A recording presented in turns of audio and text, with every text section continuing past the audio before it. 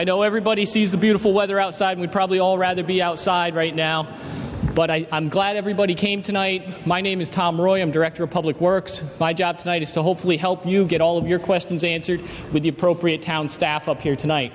We have David Gardner, the town assessor. We have Bob DiCrescenzo. He's legal counsel for the town. We have Lisa Hevner, our first select woman. We have Tom Cook, Director of Administrative Services. Jamie Rabbit, who's our town planner.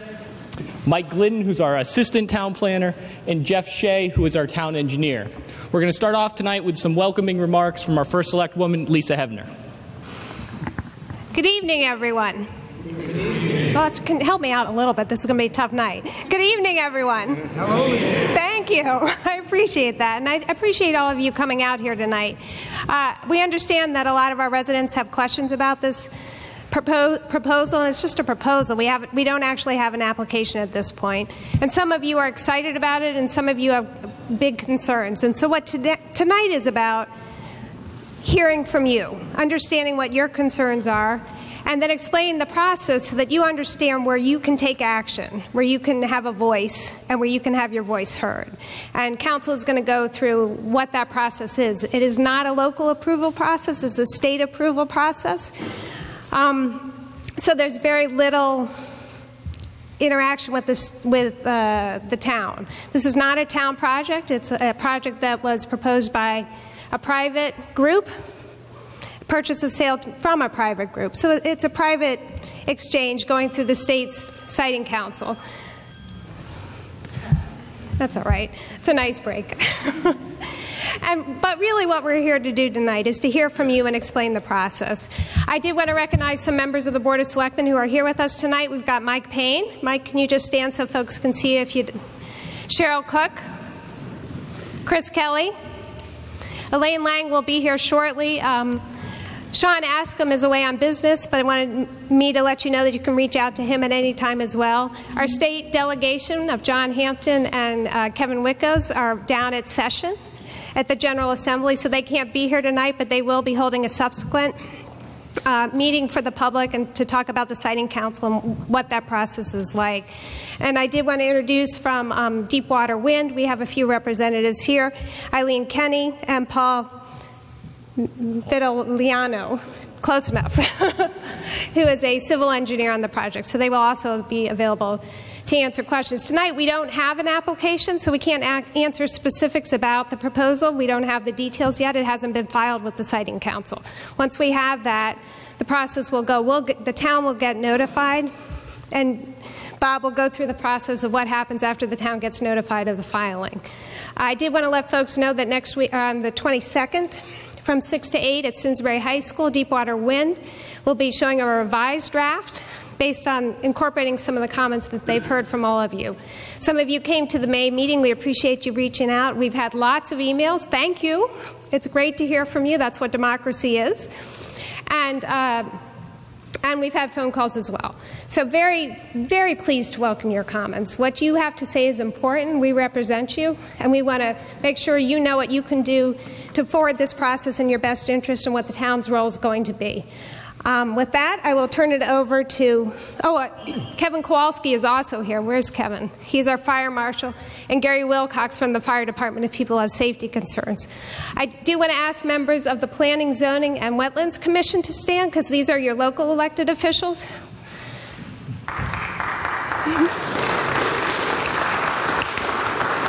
So while they will not be part of the approval process, they are a great source of information for all of us, and we thank them for their service. I think people don't realize that so many of your elected board and committee members do this on their free time for no pay. So I do want to recognize and thank everyone who serves in this community. We appreciate all you do. And with that, I will turn it over to Bob to give us some background.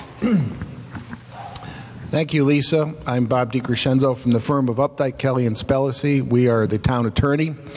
My role here tonight is to talk about the process that Tobacco Valley Solar will need to follow in order to act on what we believe to be their pending application, or soon to be pending application for the solar project. First, a few specifics about the project. It encompasses about 290 acres of land. Of that amount, 224 acres are within the R40 zoning district, and 66 acres are within the Industrial 1 zoning district. Of the 290 acres, currently 120 or so acres are open field, and about 170 are forested. The proposal consists of 5 separate parcels. Now, what's important here for the process, to understand the process, is the energy to be generated off of the entire project is about 26 megawatts of power. That's important because that dictates the process that will be followed for approval. Now, what we're all used to is all development projects proposed in the town of Simsbury go before the Zoning Commission and or the Planning Commission, sometimes inland wetlands, sometimes conservation, local zoning. And the reason for that is because state law allows towns to regulate the land within its borders with zoning regulations and other land use regulations. State law, however, for projects like this has exempted that local zoning review and approval process and made this project and energy projects like this subject to the exclusive jurisdiction of the Connecticut Siting Council. So you will not see the Zoning Commission or the Planning Commission or Inland Wetlands reviewing applications for this project. Instead, it will be the Siting Council, and because of the size of the project, because it's less than 65 megawatts of power to be produced, it falls under the declaratory ruling portion of the Siting Council statutes. So what does that mean? That means that there is not a required public hearing. However, the town of Simsbury will, I think it's safe to say, will request a public hearing to be held in Simsbury as soon as the application is filed with the Siting Council. Now, as the first selectman mentioned, there is no pending application yet. What happens when an application is filed with the Siting Council is the Siting Council creates a docket, and it goes up on their website, and certain notice of that application is sent to the parties required within the statutory framework. In this case, the most important party that is required to receive notice is the chief elected officer, which in this case is the first selectman. So when the application is filed, the applicant is required to send the application to the first selectman on behalf of the town of Simsbury. The town of Simsbury may, at that point, send a letter to the Siting Council, A, requesting a public hearing, and B, requesting one of 2 forms of participation in the Siting Council process. The first form is a request to become a party to the Siting Council process. The second form is to become an intervener, and there are different standards for each. To become a party, you have to show in your petition to become a party how your specific legal interests are affected by the application. And I think it's safe to say that the town of Simsbury as an entity would be able to show sufficient legal interest in order to attain party status to the proceeding. Now, members of the public may also apply for party or intervener status in the Siting Council process. What that does is that allows you or the town or any party to participate fully in that process by presenting evidence, by cross-examining witnesses on behalf of the applicant, by presenting your own witnesses, and a full participant on an equal footing with the applicant. Now, the Siting Council has, as I mentioned, what we call exclusive jurisdiction over this application. That's a policy judgment that the Connecticut legislature made a long time ago, back in the late 60s and early 70s, I believe, for this type of project, utilities and solid waste projects and projects of this sort to be taken outside of local zoning. Now, the solar projects fall under that category. And although the Planning Commission or the Zoning Commission or Conservation or Wetlands can publish a statement or an opinion on the project, that would become evidence before the siting council for the siting council to consider. Another fact to keep in mind is the siting council decision in this project, if it's approved, does not change the underlying zoning of the land. It's really to be considered outside of the local zoning map and the local zoning designation. The factors that the siting council will consider in evaluating this proposal are outlined in the statute, and they include environmental impact. Now, because it is a project that falls under the declaratory ruling portion of the statute, it's an abbreviated proceeding. It's not part of the certificate process. You either have to get a certificate for large projects or a declaratory ruling on a smaller project. Because this is considered a so-called smaller project, it doesn't need a certificate from the siting council, which invokes a lot more involved proceedings. Another important factor for this project is Senate Bill 943, which passed the Senate last night, and it is on the House calendar for consideration and action by the House of Representatives, Connecticut House of Representatives, today. Today's the last day of the session. If that bill were to pass the House of Representatives, Senate Bill 943 would then go to the governor for signature and would become effective July 1st, 2017, roughly less than a month from now. That new law changes things significantly for this project, would change things significantly for a project like this. First of all, I'm reading from a OLR bill analysis, and I think what we should do is maybe post this on the website so everyone can take a look at it. Office of Legislative Research does bill analysis for all bills that are in the legislature, and they are the legislative office that basically interprets bills into common language. What the OLR report says that the bill exempts from the declaratory ruling process the siting on forest land or prime farmland of a solar facility with a capacity of 2 or more megawatts, thus requiring it to go through the certification process. Remember, I just mentioned the certification process under the siting council is much more involved and does allow for more town input, but still does not, that town input is still subject to the final decision of the siting council. If this bill were to pass and be signed by the governor and were to take effect July 1st, 2017, and if the application to be filed is subject to this bill, then the rules will change significantly. The purpose of the bill, I think it's fair to say, is to discourage siting of solar facilities on farmland. And farmland is defined in the bill as the nature of the soils themselves and the USDA. I don't know whether this site has farmland, includes farmland. I mentioned the bill because you should be aware that if it passes the House today and goes on to the governor, the rules are going to change.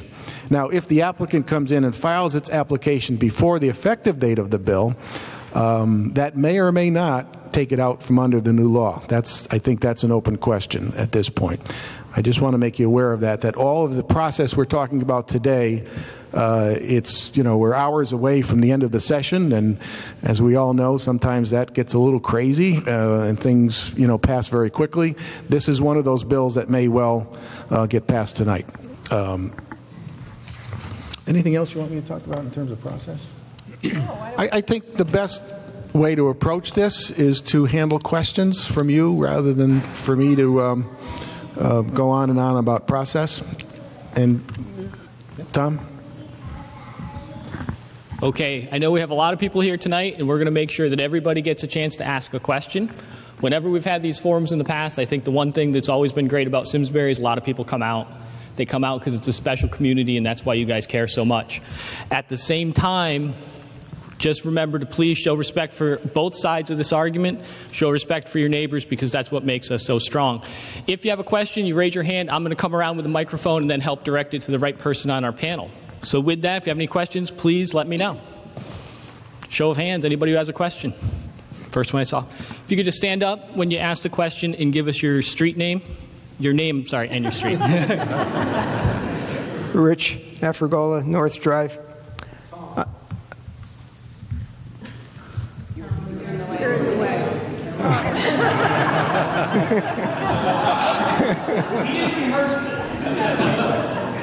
I'd like to know the siting council.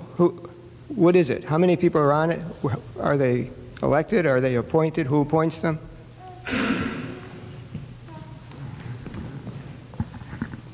So the question is basically who comprises the Connecticut Siting Council? And I don't know if Bob, if you'd be the best person to answer that one up here. I can try. Do you want to try to use these? Yeah, are these magnified? The Siting Council is similar to the Department of Public Utility Control. I believe there are 9 members on the Siting Council, and they are appointed by the governor. They are administered by an executive director. The address is in New Britain. I think it's 10 Columbus Boulevard. It's in the same building as the Deepwater, across from the courthouse. And their website is pretty good in terms of explaining their role, how they go about their work. We did meet with counsel for the Siting Council a couple weeks ago and reviewed with her how this would all work. And she assured us that even though it's a declaratory ruling, if the town were to request a public hearing, that public hearing would be held here. And her best estimate of the Siting Council work would take about 6 to 8 months. Okay. But they are not elected, they are appointed body. All right, next question. We're going to go deep into the back here.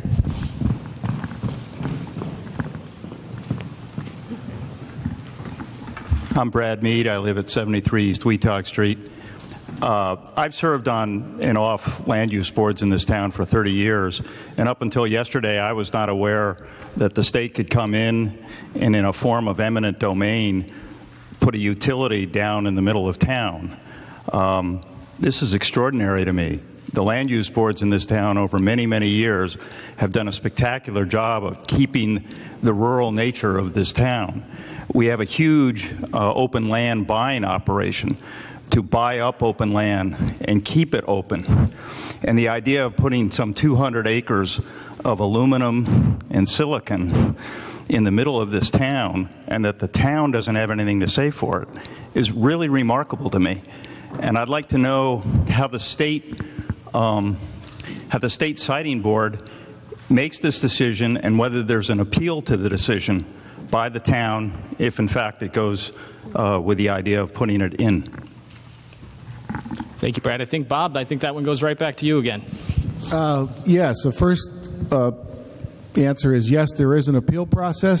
The appeal of the Siting Council decisions falls under the Connecticut Uniform Administrative Procedures Act, which is the same appeal process that you would use to appeal a decision of any state agency on a state agency decision. The factors that they consider are outlined in the statute. They do include environmental concerns. Now, having said that, I don't want anyone to think that that's an easy case to make on the environmental side, because what they're guided by is the Department of Environment and Energy and Environmental Protection standards for air and water. That's the standard that they will apply. But they are required to consider that in addition to a number of other considerations. The importance of that is anyone who were to become a party or an intervener would be required to put on evidence as to the standards in the statute for Siting Council consideration. Does that ever answer everything, Brad, as to your questions?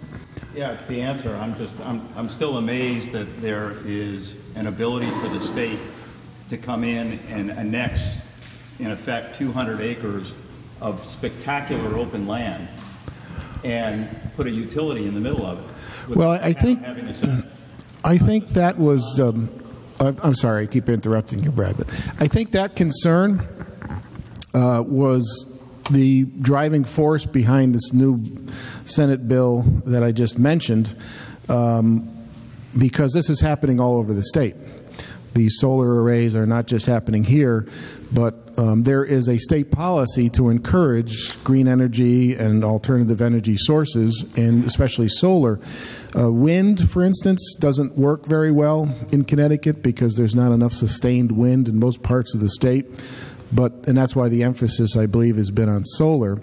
But there's been a concern that the solar arrays, and we've all seen them, you drive up to Boston, you see them along the highway, and you're starting to see them in different individual properties. But the concern is that we are sacrificing our farmland goals in favor of our solar energy goals, and I think that's why Senate Bill 943 has had so much support to sort of compensate for that. It's my understanding that Massachusetts has stopped that policy of allowing solar farms to go in and take up the farmland precisely because so much farmland was being taken up. And Vermont is reconsidering the issue as well. We're fortunate that we're behind the curve. Wouldn't it be nice if we stayed there? Thank you. Next question, over here.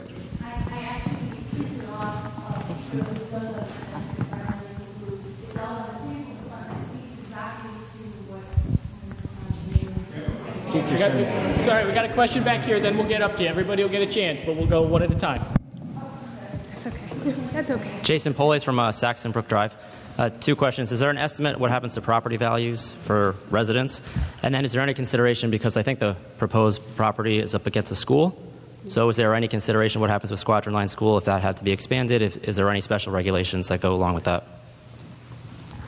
So the question is basically is what's going to happen to property values, and do we have any information on that, and how will this impact the school? I don't know if we necessarily have an answer, but perhaps Jamie Rabbit, our town planner, if you'd like to touch in on that, give Bob a break for a minute. With regard to the two questions, associated with how does this project impact property values, with regards to this, Bob DiCrescenzo and both Lisa mentioned this evening that there is no application right now.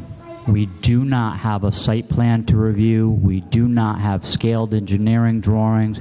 We have seen concept plans of a proposed solar project. So it's extremely premature for us to react to a site because we don't know the specifics of that and who may be impacted and who may not be impacted.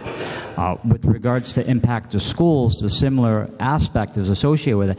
There is no application. We don't have a site plan. So it's difficult for us to be able to evaluate a project that a plan doesn't exist for with regards to the detail that you're asking us for to determine impact, both on a school or on property values.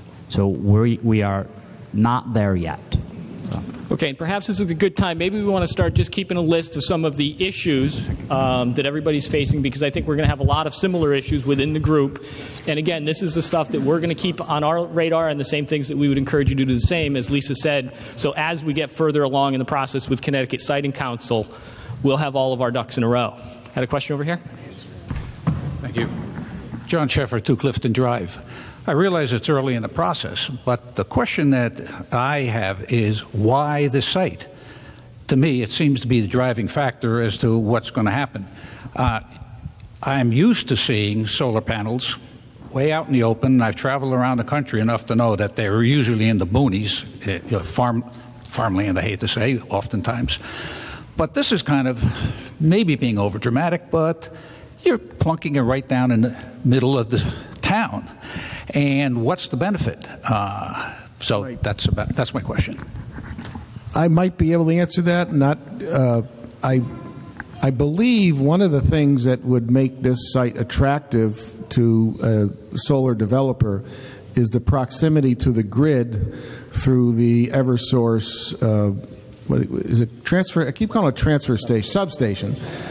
As you know, the very, very large substation, and this is a stone's throw away from that substation. Of course, the longer the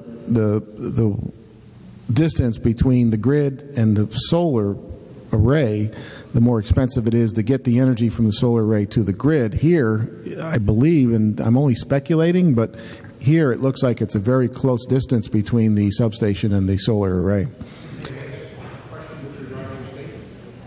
Sure. Oh.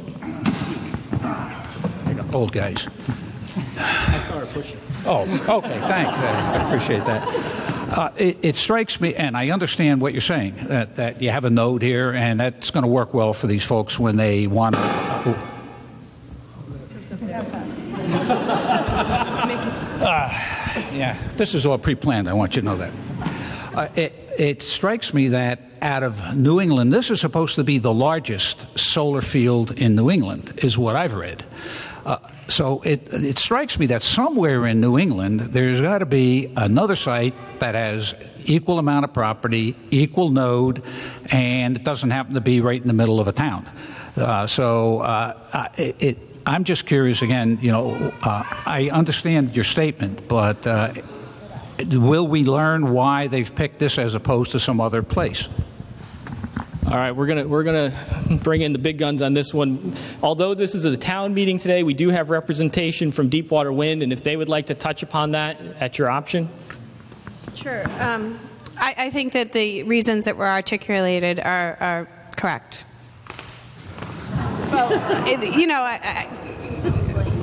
Well, certainly, I think that one of the attractive things about this site was that it's located. The parcel is adjacent to a substation, and the state of Connecticut put out a request for proposals for solar and other renewables, and this project was a fit into that. So the solicitation was by the state, as well as Massachusetts and Rhode Island. It was called a tri-state RFP, so they were specifically requesting power from this region. Thank you. I think what that says is Bob is not only our town council, he's also halfway to becoming an electrical engineer. Got all of that right. So, way to go, Bob. Right here. So then just... Could you just stand up and let us know both your name and your address? Laura Nigro, Kilburn Farms. And so just back for Deepwater, it's true, though, excuse me, I'm sorry, I'm just directing it to you. It's true, though, that it was Massachusetts that selected this project, not Connecticut. Is that correct? I got you. So there was a tri-state review process as well, and the power for this project is being sold through that process under an agreement with a Massachusetts utility. And then just another follow-up question, if I may. Yeah, I think if we can, and I know everybody has a million questions, although we have representation from Deepwater Wind today, these are not necessarily the same folks we're going to have representing Deepwater Wind in 2 weeks. So perhaps the questions that are specific to Deepwater Wind are the projects, or the questions rather, that we need to put up on the board, and they're going to be here in 2 weeks with their full team, which is going to have the right people to answer the questions for us. Okay? I just wanted to respond. So for the town, I just wanted to know, what is the benefit, the financial benefit for the town? When do we get to learn what that looks like and what those numbers mean compared to what we're sacrificing, or we believe as citizens we're sacrificing? What does it look like, not only from a gross income, but from a net benefit perspective? Tom Cook, all you. Until we have the actual application in hand, and we actually know the acreage involved and the extent of essentially the size of the solar panel field, we're not going to have a very clear answer on that. We have started to take a look based on some of the estimates of what of the potential size of the project as to what the potential tax implications are for the town. And while we don't have a precise number, we are talking about potentially hundreds of thousands of dollars every year. So it would be likely a very significant figure, but we're a long way from being able to be specific about what that is. Personal property tax, or it's personal property tax, or what is the income generated? It's two things. It's tax. I think Bob mentioned the size of the property. You've got it's both property tax and the personal property tax, which is of course the actual panels. I think, and again, I appreciate the fact that you want specificity. As kind of Jamie alluded to, the challenge here is that we do not have a formal application and it has not been finalized yet. So the challenge everybody in the town side is facing is exactly the same, that we only have concepts right now. And Estimates, you can't I think possibly David Gardner, our... David would be the best person for that, the tax assessor. David? You're right. Talk about the electrical engineering.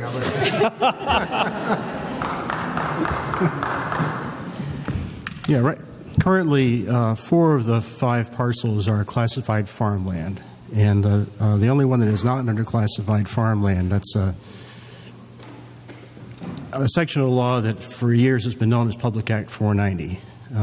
And the only one that isn't under that classification is the 49-acre parcel on the south side of Hoskins Road. And the real estate taxes on that are about $25,600 in total for the 5 parcels. What would happen is if once we get, pardon? Right into the mic, Dave. I'm sorry. There are 5 parcels, 4 of them are under classified farmland. The only one that isn't is the one on the south side of Hoskins Road. The total tax revenue in the current fiscal year is approximately $25,600 on the real estate. If this were to come to be, whatever the cost is for the solar array would be the basis for a personal property assessment, and it would follow a depreciation schedule similar to other personal property depreciation schedules, and then the land would be valued at its market value. The farmland classification that has the low assessment on it will end when the property is sold, when the next following October 1st, whatever year that happens to be. So for the time being, that'll stay under farmland, and it'll be reassessed after the sale. Will the value of the land increase if the land is supporting a solar array? Yes. The question was whether the value of the land would increase. Right, because now it'll be something other than farmland, and I'll have to put a value on it. Well, let me see if I can help you out. Let me just slow down, and we want to make sure that we give everybody a chance. Jamie, if you have a minute, maybe you want to just come up with me here, and we can just point out the different parcels and what they are currently zoned at. And these are the same maps that you'll see throughout the facility.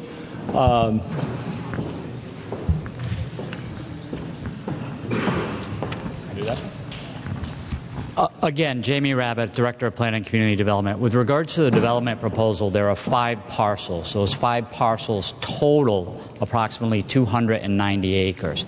There's 2 zoning classifications associated with those 290 acres. One is called an I-1. It's an industrial district which allows warehousing, manufacturing, light manufacturing, storage, assembly, and other uses. And that is the parcel that is referenced on the maps we provided tonight as Parcel D. And Parcel D is approximately 75 acres. And the good majority of Parcel D is an industrial zone, as well as Parcel C, which is an additional 13 acres. So part of D and all of C are zoned industrial. The balance of that, which is about 224 acres, is zoned R40, which allows residential uses. And there's we'll say a quirky nature of our regulations. It's zoned R40, which is typically 40,000 square feet, which is a builder's acre. But although it's called R40, it's a 1-acre zone, which is 43,560 square feet. So again, permitted uses of right within the residential zones are specific uses, primarily residential homes. Within the industrial park, I've gone over some of those uses. Some are permitted use as of right and only need site plan approval.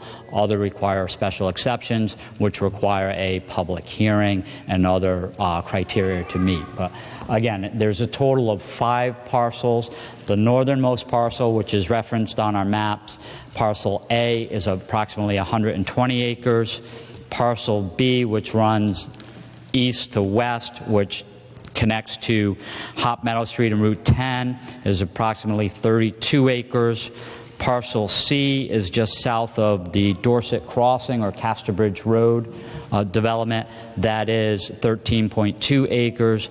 Just north of Hoskins is referenced as parcel D at 75 acres, and the southernmost parcel is parcel E on our map, which is 49.4 acres. This is based on our GIS system, so plus or minus half acre or even an acre or two. But again, this gives you a frame of reference for what the acreage size is, what the parcel complexity is, and what the underlying zoning is. And as Bob DiCrescenzo mentioned earlier, anything that goes through the Connecticut Siting Council does not change the underlying zoning classification. So if the Siting Council approved a project, it'll still be zoned I-1 and it'll still be zoned R40. Does not change that underlying classification. Thank you. Oh, we'll go back in here, get a little back out of the front row for a minute. Hi, thank you. Sure. Hi, Jessica Paris, I'm at North Saddle Ridge. I have a ton of questions, but I'll limit it to just a couple. The first one is, based on what you just said, if the Siting Commission approves the plan and the underlying zoning doesn't change, that the Siting Commission can then nevertheless override the current zoning and allow this to go in. Is that right? That is correct. Okay. Thank you. And then my last couple questions are the process. So once the formal application is submitted, what's the timeline within which the town needs to prepare the letter and send it to intervene, whether as a party or an intervener? And the second question is, who's involved in making that decision? I'm imagining you haven't made a decision one way or the other on which position you're going to take yet, since there's no formal application. But who's involved in that decision, and what role can the people here play in that? The decision whether or not and what role to take in the proceeding would be a decision of the Board of Selectmen. And it's given the keen interest in the project, I'm certain that the Board of Selectmen will take action. I can't tell you what action they'll take, but I'm certain that it'll be a high priority item, and as soon as the application is filed, I'm only guessing, will be on, if not the next agenda, the agenda after that. They'll probably ask for some opinion from us, what's involved in that, what are the rights and responsibilities, how does that all work, and we'll be prepared to give them an immediate answer on that. And the timing within which that letter needs to get to the Siting Committee is how long? Well, I've handled a number of matters like this, and you can actually appear at the public hearing and request. And look, it's a town. A municipal organization is given a high level of deference on these procedural matters by state agencies like the Siting Council. I suspect, though, that whatever decision is made by the Board of Selectmen will be communicated very quickly to the Siting Council. I think, and we will make darn sure that the Board of Selectmen is aware of the deadline for that action. And I think, both Lisa Hebner and everybody on the Board of Selectmen, they have pushed getting information out, and they've pushed transparency, and that's part of why we're here today. And I can promise you they're going to do everything possible to make sure everybody here knows what's going on. Had a question over here? Oh, I'll get you next. So I have correct me if I'm wrong, but in watching the latest Board of Finance meeting, I understand that our mill rate next year will be 40, which is higher than any of our peer towns besides Granby. And we're also set to lose another $5 or $10 million that we normally get from the state. So my understanding from what I'm hearing is that whereas now that land, the revenue the town gets from that land is about $25,000, and it's very likely to go into the hundreds of thousands that we would gain from this project. Is just asking if my understanding is correct. Yes. I love Bob's long-winded answers. Got a question right here. Hello, everybody. My name is Joe Pizzato. I live on County Road in Simsbury. I came to this town in 1949. It was all tobacco. Many kids got a job working in tobacco. It was a beautiful town then, and it still is a beautiful town. I would say the town of Simsbury take a strong stance against the state of Connecticut and whoever's behind this, and Deepwater, whoever they are, they got deep pockets too, I know that. But let's keep a little bit of history here, a little bit of tobacco history in town. That's the only tobacco land that's left. I mean, actually, that's all I got to say. My property I bought my property that butts right up to those tobacco fields. Why? Because we like to see the wildlife, and it comes through there all the time. Once those panels go up, it's gone. The history is gone. Let's get behind this and stop it. Thank you. Thank you, Joe.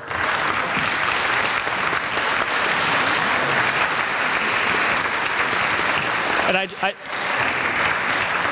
the big question for any tobacco farmer was, were you a picker or a dragger? I did both, and it was wet. There you go. Hi, I'm Ray Hanley from Westcott Road.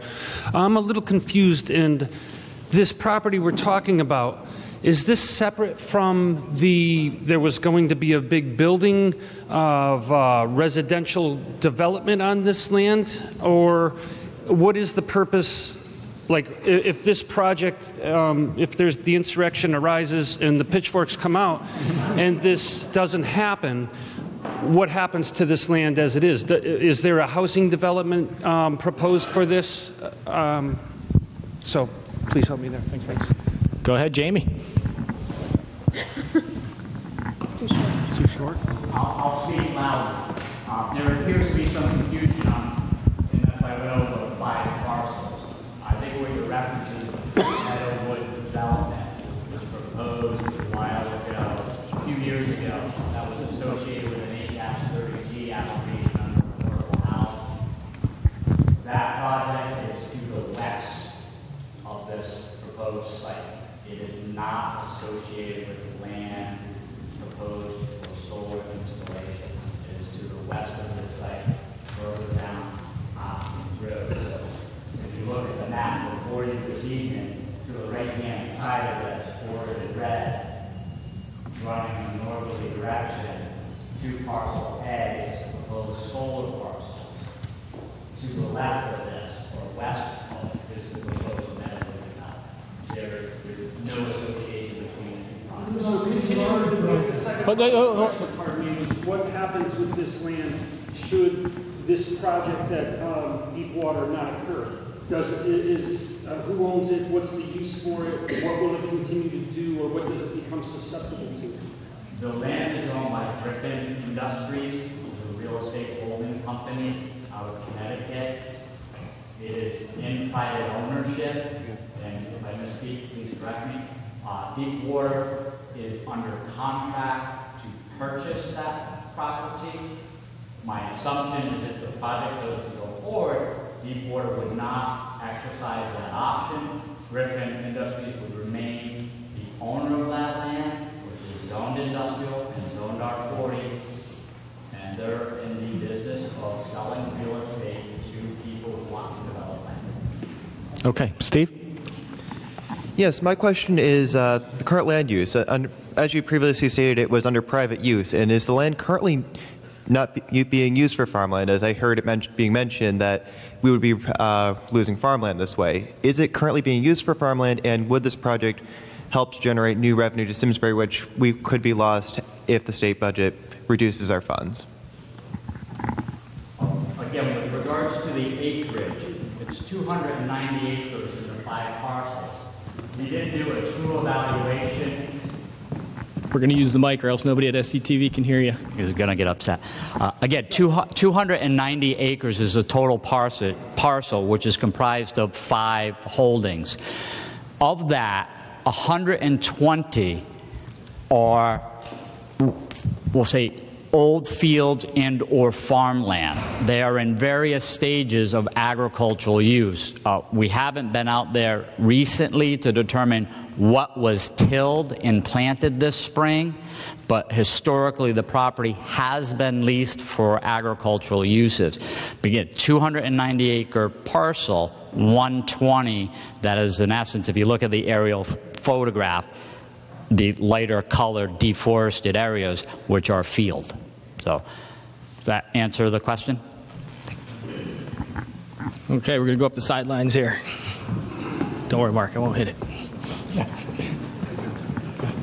Thanks, Tom. I'm Mike O'Hare. I live on Tollins Circle. Been here about 40 years. One of the things that I have a concern about is kids, as a rite of passage, like to go out in these fields and drink Diet Cokes. Not my kids, but they do. And is there any safety concerns with regard to this this project? The other thing I had is Eversource the only company that they're selling the power to, and will it affect our rates? Okay, so the question is Diet Coke, drinking in the fields, and what the concern is. Either we'd throw it to the panel, or I can give you the easy answer, which is they are going to have a fence surrounding the entire facility. And that's, clearly if somebody gets over the fence, they get over the fence. But they are, they do. They're limber and nimble after a few Diet Cokes. Hi, I'm Megan. I live on Aspenwood, and I might be wrong, but I thought I remember reading in the paper that this is just a temporary thing of 25 years. Did you read that? Yes. And then if Deepwater owns the property, are they required then at 25 years to sell it, or are they just going to start all over again? Jamie, you want to handle that one? With regards to the potential development of the property as a solar producer or producer of energy, the company has a power purchase agreement or enters into a power purchase agreement with Eversource, which Aline Kinney has identified today, for a specific period of time. During the siting council process, the siting council, in my experience with any power generator, requires them to finance the decommissioning of their facility. So if the facility were to outlive its useful life or production and they didn't have a power purchaser at the end of 20 or 21 years, they could either look at reusing that site under the current zoning or extending the site with the siting council as a power producer, or correct me, Bob, perhaps without the siting council, because again, it's approved power generation site, but they could go beyond their 20, but they would need to enter into another power purchase agreement to sell their power to someone. Again, someone has to buy the power from the producer. But if it was no longer used as a solar facility, the siting council requires that applicant to provide financial surety for the decommissioning or removal of the panels. And a plan for that during the permitting process. Okay, let me just double check. The folks from Deepwater Wind, can you give us a thumbs up that at the end of 25 years, or is that still an undetermined at this time? So the power purchase agreement is for a period of 25 years. I believe our authorization for the land use will be as Jamie described. We will have to post a bond, and we will, at the end of that period, determine how to proceed. We will, if the project is decommissioned, we will complete we're going to be committing in our application to commit to a deep till, which would allow the land to be returned to agricultural use, should that be the planned use. So we will have a bond in place, and that bond is to cover decommissioning. The bond is typically, if a project, that's typically for a project that doesn't perform well, and if there's any issues with the owners, the state holds a bond or some other surety so that the project is not abandoned. So that's a typical process for energy projects. Okay, thank you. Okay, want to just get a chance, give some people in the back a chance, move around a little bit here. Okay. We're making our way. I'll be through in a second. I'm Christine Kilborn Jones, and I live on Hoskins Road, which I am very much affected. No one has ever said anything about the toxicity of the solar panels, which they are made of silicone, which is highly toxic. We have a school right around me. Has the town considered any of this? So the question is anybody considering or reviewing whether or not the application of these panels to this site threatens or endangers the health of the students due to toxicity within the panels? Bob DiCrescenzo. It will be the applicant's obligation to present evidence at the to the Siting Council that the proposal meets the DEEP air and water quality standards. Any party to the proceeding could put on contrary evidence that this type of solar panel or this array or way it's constructed or the location would fall below DEP air or water quality standards. So that sort of environmental consideration is a part of the process, but the applicant's obligation is to demonstrate compliance with air and water quality standards as published by the DEP. Okay, one more question from back here. Chris Barnett, 15 Oxyoke. I have two questions/comments. There is a report dated February 3rd, 2017 from the Connecticut Department of Environmental Protection, which clearly states that their recommendations for the location of solar panels are on places like brownfields, landfills, on top of industrial buildings, not in residential neighborhoods. That report is on the state website. And I encourage all of you to read it. It is a state-funded report, and it seems to be contrary to what the Siting Council is recommending. The other thing I think we can't lose sight of while we're talking about tax revenues from the potential development of this parcel, there are no metrics to measure the impact on property values and the loss of revenue on residential homes. Thank you. I don't know if we really can respond, not much of a question, but I think we'll put that up on our board, and I think you bring up a very valid point in terms of consistency within our state government. And since budget's already been brought up, we'll leave that one there. Okay. Any questions back here? Yep. Rob Parisi, Flintlock Ridge. Question for the attorney. Senate Bill, the 943, the whole dating situation around when, assuming Deepwater filed, you said that was kind of up in the air in terms of that would be impacted or not. Who makes that decision? So who should we be looking to hear, assuming it passes tonight? Well, I believe it's an open question as to whether or not Senate Bill 943, if signed by the governor, the version I have carries an effective date of July 1st, 2017. If the application were to be filed prior to that date, I'm absolutely certain that the applicant will make the legal claim that the new law doesn't apply to it because its application was filed prior to the date. It's really a fairly interesting legal issue as to whether or not the bill substantively applies to an application filed prior to the date.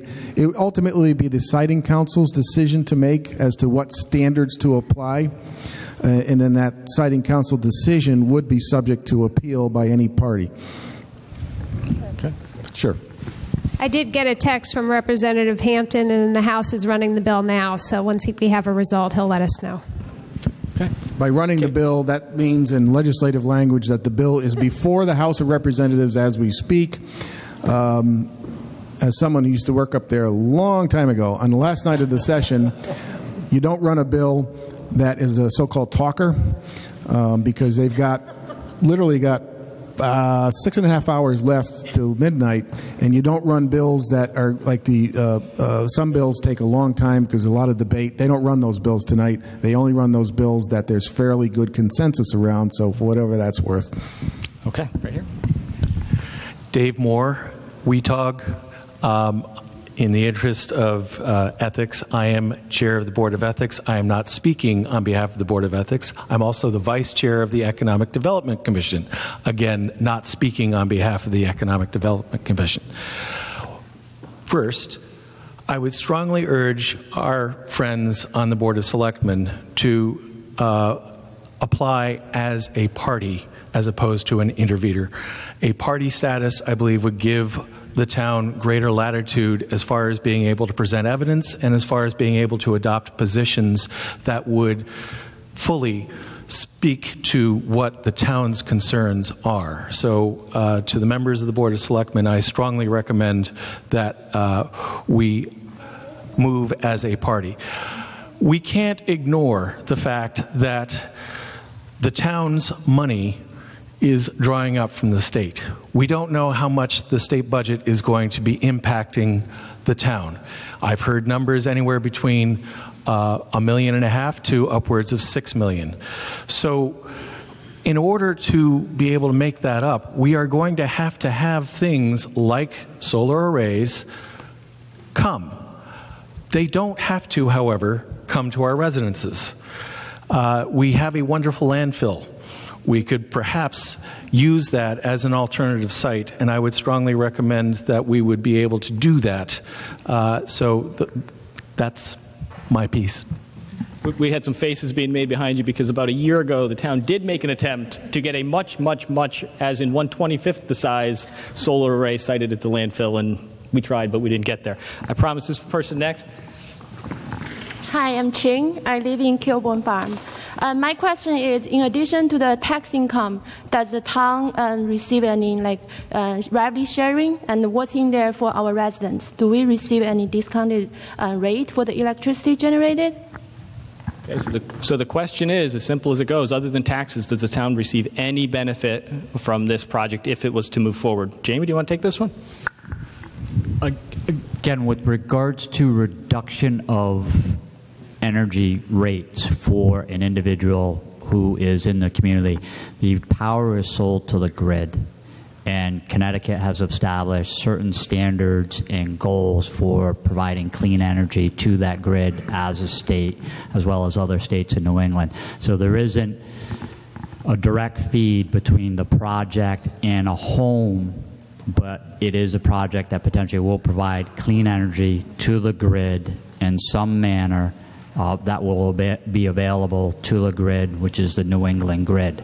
With regards to tax rates, the taxes are paid to the town of Simsbury. They go into the general fund. They fund general government as well as the educational budget. So as was mentioned by Mr. Moore with regards to the EDC role, revenue is being reduced at the state level, and no one's here as a proponent this evening or an opponent this evening, but this would be a tax-paying project, which some may view as a benefit for the mill rate, and others may have differing opinions. Go 1, 2. Okay. Holly McGrath, Old Barge. Have we discussed the benefit to the state? I mean, we know the dire budget facing the state as well. So are they benefiting in a way other than just promoting non-renewable energy? Or renewable energy, sorry. Tom Cook is smiling over here, and everybody else is looking nervous. So, I believe that the reason for doing the RFP was because the state of Connecticut had fallen fairly far behind in its energy conservation goals, and that's why it got into the initial bid process. But from a financial standpoint, I'm not aware of any other benefit that they'll be receiving from this. The benefit, the tax benefit in terms of property taxes and personal, and real estate taxes and personal property taxes are for the benefit of the town. Okay. Here, sir. Okay. If we can, I know. It's important. It's important though that we give everybody a chance. Yeah, it's important to know. Massachusetts. So she's just saying Massachusetts picked this spot, not Connecticut. Just wanted to make sure people heard what she said. Mike Flamini, Kilbourne Farms. So you don't know what the tax benefit is to the town. Pick a number, 250,000, 300,000. What percentage of the budget does that represent? How much is 1 mil? David, it's all you, David. 1 mil produces about $2 million of revenue. So if there's a $200,000 tax bill being sent to the owner and being paid by the owner, and I don't know if that's a good number or a bad number, but that's an order of magnitude, it would be 1/10 of a mil positive impact on the mill rate. Do you agree, David? Yeah. Speak in English and just He says speak in English and he takes it away from David. I don't know about that. I spent 35 years not speaking in English. First assumption, the tax bill is $200,000. Let's use that as a number. I don't know if that's right or wrong, high or low, but if it is, 1 mil of the 40 mills each mill produces $2 million of revenue. So your mill rate of 40 mills produces $80 million of town revenue. If a taxpayer were to pay an additional incremental increase of $200,000, that would be the equivalent of 1/10 of a mill. So presumably, all other things being equal, a property owner paying a new $200,000 tax bill conceivably could reduce your mill rate from 40 to 39.9. Right? So for those of you, give me just one. I appreciate it. Just give me a minute, please. So for those of you who didn't take calculus, we're going to try this one different way. Lisa, we're going to go through this slowly. Lisa, what is our current proposed town budget for the? So I didn't bring the exact numbers, but if you let's just do guesstimates, right? If you figure it's $100 million, right? The Board of Selectmen is 22 because of the state crisis, but we would have been really flat for you, but for the state crisis. And the Board of Ed's about 65, and then debt service is about 5 to 7%. I don't have the numbers. I'm sorry. Don't quote me, Tim. Yeah, percentages.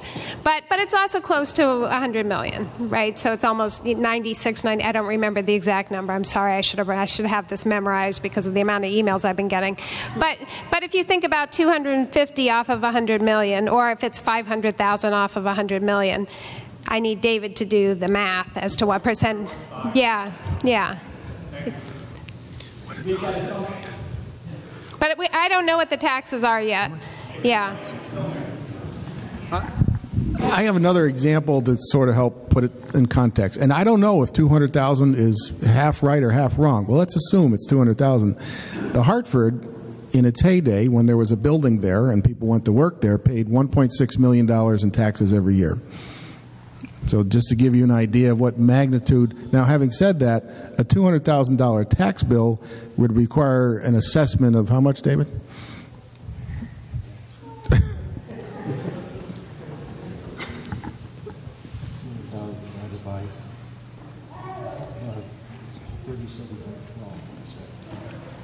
Carry the one. 7.4 million. It would require a valuation of about 7.4 million. Let me tell you this. I know we're going to continue. I know we had promised to go to 6:30. We are going to continue until everybody's had a chance to ask their questions. Everybody here is going to be available for a few minutes after so that we can go into greater detail and some of the specificity of the numbers. Because boy, I tell you, that was tough. That was tough, Bob. We'll hit a few more questions. Thank you, Linda Lowe, Kilbourne Road. I know there are towns in Massachusetts. A couple are Monroe, Scituate, I think, or Scituate, Bridgewater, that have passed bylaws which prohibit solar developments in residential and on farmland. And perhaps that's why Massachusetts chose our wonderful little town, because it was a easier place to locate this type of facility. So I was just wondering, is Simsbury prepared to pass a bylaw which would prohibit this kind of development? Well, I think that one's going to be 100% in Bob's corner and talking about what we're allowed to do under state statute. Well, Simsbury already has that zoning regulation. Their solar facilities or commercial electric generation facilities are not permitted in the R40 zone. But the Siting Council overrides local zoning, so the Siting Council, although it will give consideration to local zoning, is not required to comply with local zoning when considering a project like this. The I-1 zone, I also do not believe, we don't have a use group called electric generation facilities in the zoning regulations, so under the way the regulations are written, if it's not specifically permitted, it's prohibited. All right, Jamie? We do not have power generation. Not power generation. So power generation facilities under local zoning are not permitted in the town of Simsbury. However, having said that, again, Siting Council jurisdiction is exclusive and overrides local zoning. Sure. Okay, we got a question. I'll just add to that real quick before you go. There is some one of the questions I've received is, can't we just ban this? And it's a great question, and the answer is no, because we are creatures of the state. That we get our authority from the state, and they have not given us the authority to ban it. But who can ban it? well, it's the state General Assembly. They could pass a law, just to your point, saying we're not going to permit the Siting Council to grant this in certain areas, but that is a state law and it would have to pass by the General Assembly. Okay, we got a question all the way in the back here. I'm Sharon Byron, and right now I'm at 17 Crestview Road up in Terrafil. And I've lived in this town all my life, and I remember going to that field and watching the sky with an astronomer who was going to go on the space shuttle in 1986. And luckily he didn't go. He was a teacher over at Westminster School. Number one. So it is a dark space in Simsbury generally, and it was supposed to be left like that. Number two is, if you're going to put any solar any place, at least look at integration. Look at integration in design. Look at putting it on a roof of something like the Amazon building out there in that has been sold actually to a German company. It's not even being owned by Amazon right now. And let's look to putting it on the roof of some of these commercial buildings. And it has been done very successfully over at Allied Printing over in East Hartford. Now, if you want to study, there are books, extensive books on integrated design. It was started by Amory Lovins out in Colorado. I visited him last summer. I got a chance to talk with Bill McClay, who's up here in who's up in Vermont and did the Vermont study on sustainability to justify it. If we're going to start having to work with tri-state decisions, which is starting to be the legal mantra around here, I think it's time we take a look at that very hard. I really love Simsbury. I've been here all my life, graduated from the school, met with some of my friends who discussed solar back in 1964 when I graduated high school here.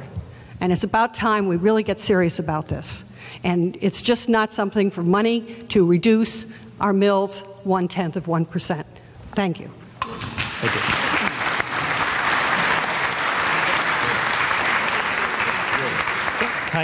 Ron Latore over at Litchfield Drive. Just to piggyback on what you were saying and then to talk about the mill rate real quick. Our town budget, or our budget, we're going to be, our state funds are going to get cut this year.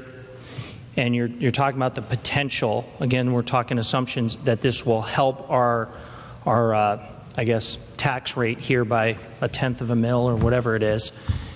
What's to stop the state from robbing the coffers again the next time around? Because there is no solution for our problem right now within the state. And I've talked to John Hampton about that. The state's hemorrhaging people, hemorrhaging companies. And now the few things that we do have in the town that make it, worthwhile for people to come in here, they're going to see this giant solar array. Folks over at Hoskins, County Road, Litchfield, Try selling your home. You can say whatever you want about home value. Try selling your home with a giant solar array there. I mean, really, you can do all the studies you want. I would ask any one of you, and I know it's not your fault, any one of you or the people from the company that's trying to put this there, do you live right next to a giant solar array, and would you buy a home next to a giant solar array? I think we all know the answer. So I understand that there's a process. Everything's a process. But I like to plan and think ahead. What's the process if this gets to a point of litigation? Is there a class action option for people? That's how, that's where we're at right now, is people are fed up and they don't think that their voices are heard, although you're trying within the town. But our state legislators basically are going to do what they're going to do. And we're going to be stuck holding the bag, especially the people that have to live right next to it. Thank you.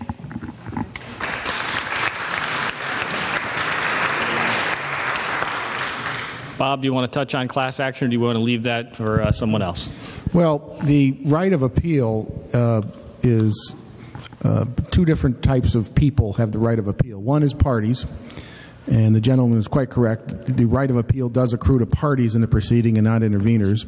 But the second right of appeal would be for those people who can show aggrievement. And that's a legal term which, put in common language, is, direct harm. And in zoning, aggrievement is granted to those people who abut the subject property. the rules of agreement in siting council matters is not quite there's not quite a bright line. You have to prove your agreement. You have statutory agreement in zoning.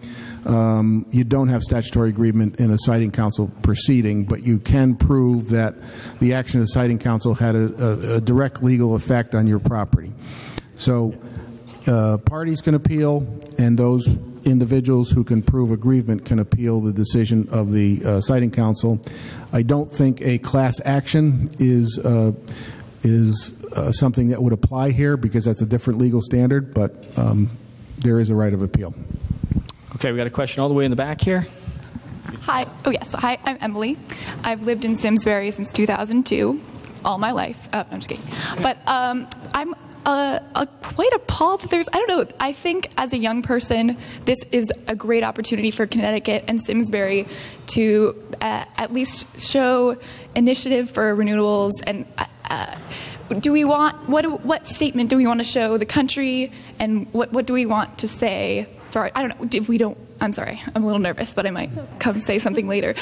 There isn't a whole lot of evidence that this will drive down property prices, and I think it's an opportunity to be something that Connecticut and Simsbury can be proud of, not something that we can be ashamed of or discouraged. And you said you would like to see integration with solar panels, but if we are saying we want to shut this off right at the beginning and never allow solar to happen in the first place, how can we see that integration? And like this man right here, I believe you said you were from Germany, people live and buy houses around solar farms almost everywhere in the world. So this isn't something that's new or strange.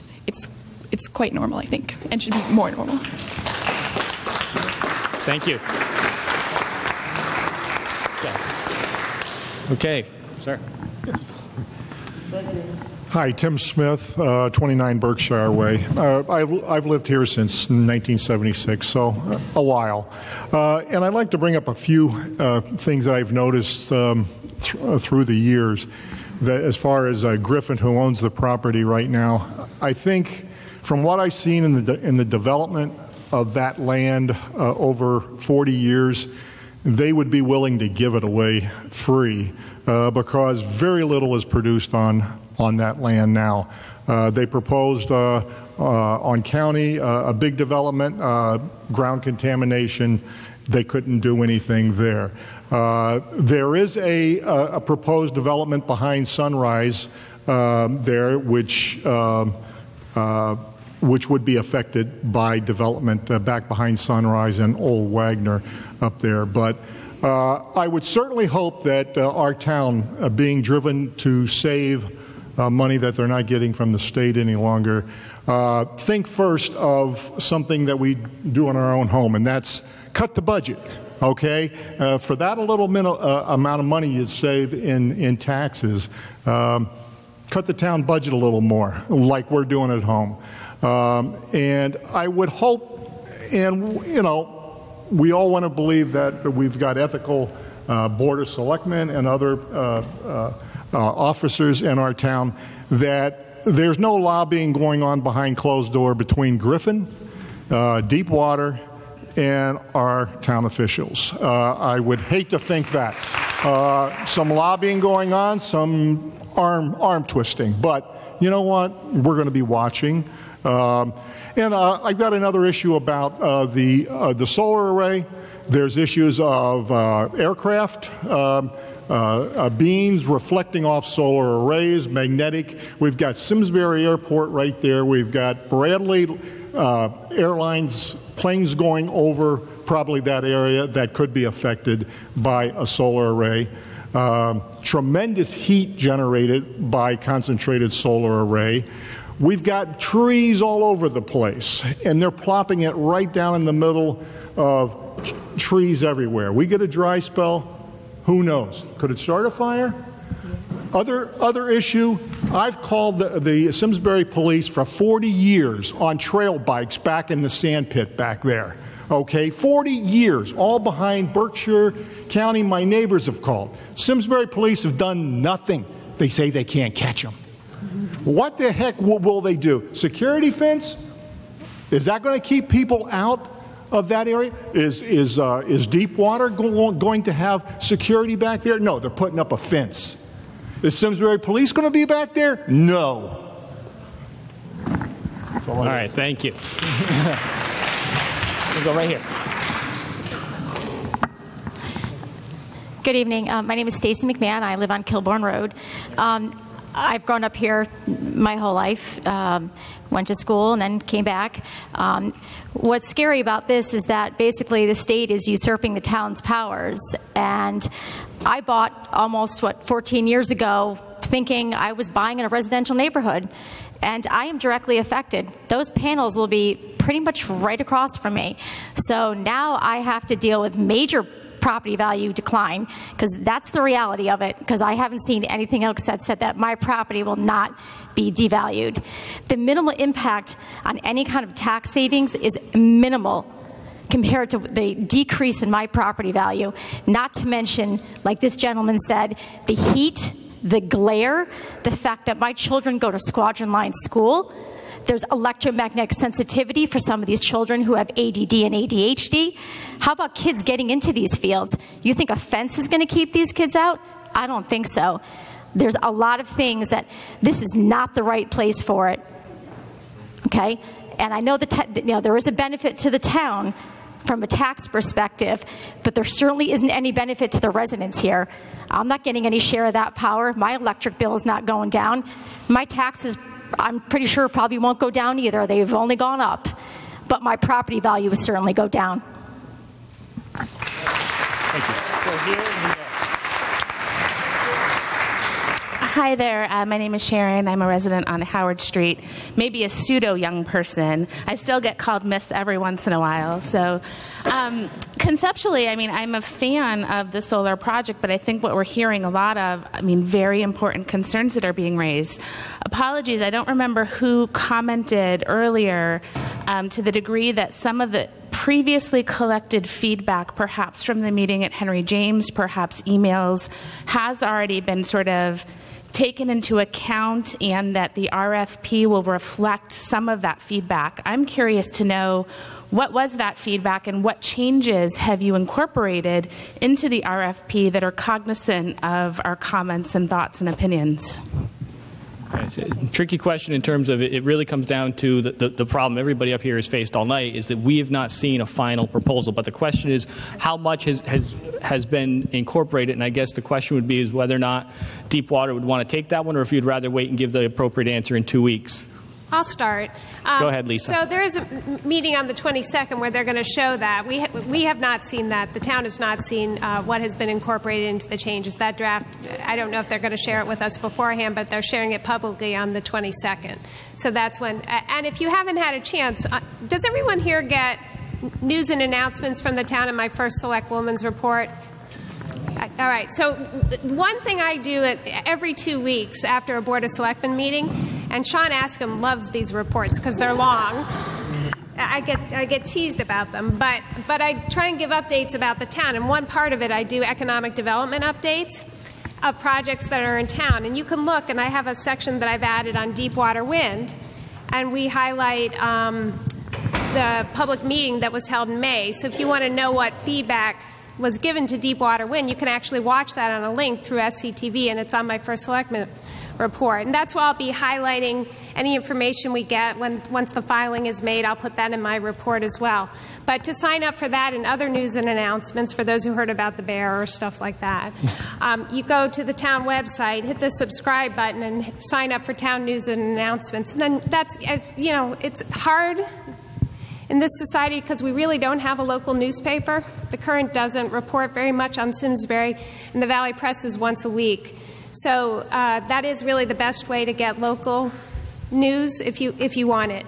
If you don't, you can go to the website and sort of look for it there as well, because it's posted on the website. But that's another way to get information. Okay, I know you've been patient back here. Hi, my name is Mike Rinaldi, Pinnacle Mountain Road. My question is to the First Selectwoman. This past winter, this project was presented to the Board of Selectmen. My question is, who in your administration or yourself is responsible for bringing these people to town? Thank you. Sure. So we actually heard about it in the newspaper. We saw it in the Hartford Business Journal. So the RFP process was done by the state, completely by the state. They didn't let us know they were doing the RFP. They didn't know that a business had been selected. Our first knowledge of it was in the Hartford Business Journal. When we saw that, we had Jamie call Deepwater Wind and say, "Hey, what is this?" And they told us generally what it was. But at that point, it was not a done deal. There was a lot of process and procedures. We checked the process. There was no role of the town at that point, and there still is not until the application is filed. So once we got information from Deepwater Wind that this was a real project, that they'd had the agreement with the energy source, and that they'd gotten approvals from the siting, the RFP people, and that they were going to do a siting application, that they had an intent, we said to them, and that was in March, I think, when we had real details on it, we said, why don't you go and share this with the public before you file? And they agreed to do that, which is why they held the May meeting. And we asked them to do a second hearing, and they're doing that on May 22nd. And they agreed to do that. Oh, June 22nd, sorry about that. That's sort of the process. We were not aware of the RFP process, and the reason we're not is it's not a local process. We were not a partner to it. I know it's easy to say what people should do with land that they own, but the town doesn't own this property. Just like I can't tell you what to do on your property. We can't. We're not even involved in this. This is a state process. Yeah. All right, we got zoning, right? I know everybody's been here a while. I'm just trying to get everybody a first chance at questions, and when we break, we'll certainly all stay here for some additional questions. Go ahead. Hi, I'm Gabby. I might be an outlier to all the young people in the room. I live on Berkshire Way, and when I walk out my front door, I see a white line marked on the tree as to 30 yards from the property to where they could start building. What? 30 feet, my bad, to where they could start building to access these solar panels. And that's kind of scary to me. I've lived here almost all my life. I played in the fields as a kid, woods. Sorry, Mr. Smith. And I would really just urge everyone to alert your neighbors, alert everyone. I know I respectfully support green energy. I love it. I think there are definitely better places for it than my backyard. Sorry. And I really just encourage everyone to alert your neighbors, kind of come together as a force. I think that we can find a better place for this. We can support this, and everyone can be happy. So we got this.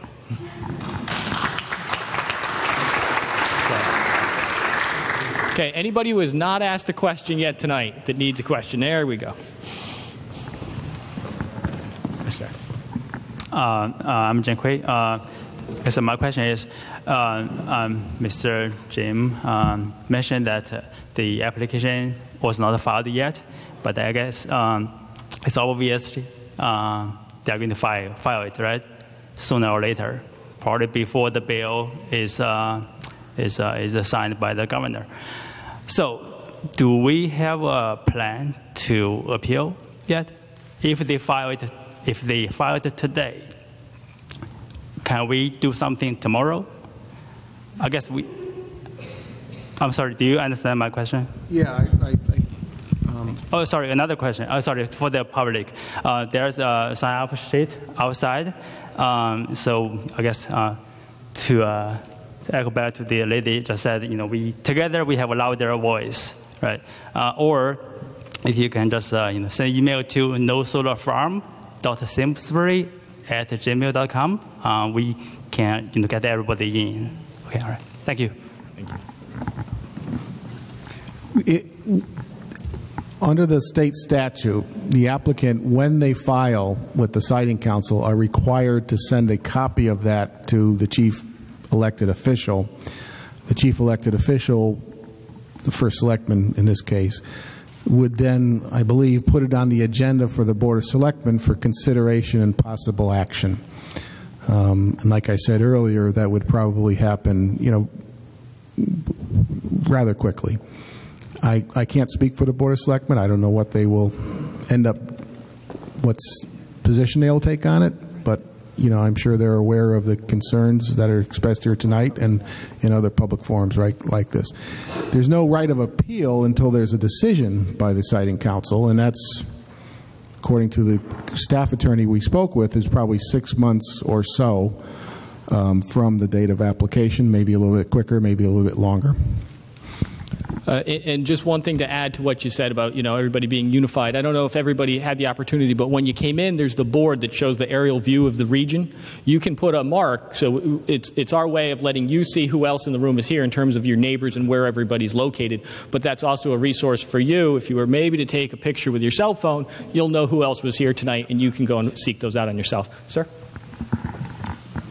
Mark Scully, Notch Road, West Simsbury, and I guess I'd like to just pose a couple observations and have you maybe fact check me. But I think a couple observations have been made. If we look at this piece of land, which is privately owned, this company wants to earn a fair return on their property. If that land gets developed as houses, that's pretty much lost forever. If we put up solar panels, if we let Deepwater Wind put up solar panels, we have a guarantee that in 25 years that can be decommissioned, that can be deep tilled. Well, I guess that was a question, so I want to be fact-checked on this. So that is my presumption. That's what I'm hearing. But I guess my point is this is not a permanent development. If we put houses, we're pretty much lost forever. So a question is what happens in 25 years? But something's going to happen with that land. So it seems to me we have a chance here to park that land for 25 years, to earn some money for the town with very few services. You put in houses, we're going to have a lot more traffic, you're going to have a lot more need for schools. So very few additional services we have. It's maybe not a big number, but we have some positive revenue coming into the town, and we have the chance, looking back, that we parked this land and let some of these toxic materials, which we know these that have been put into this soil, let that basically clean out for 25 years. In 25 years, we then have an opportunity to do what we want with this land. I think looking back, people might thank us for having us use the land in this way rather than let it go to another housing development.